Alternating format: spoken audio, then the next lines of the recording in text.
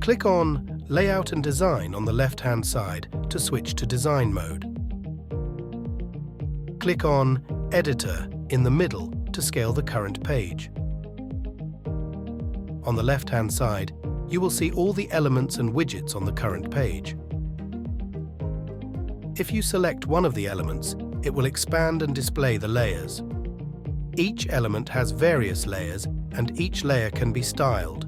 For example, click on the text container and then click on the title. Let's change the colors. Click on Colors on the right side and adjust the colors.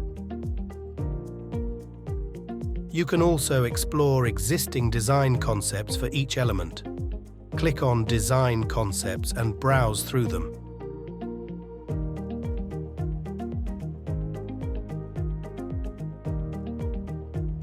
Let's use more advanced features.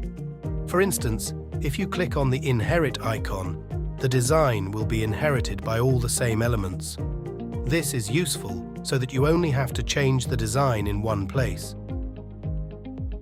If you scroll down on the left-hand side, you will find further global design settings. Click on Font to change the global font of the app. Or click on Color Palette to set global colors that you can use everywhere.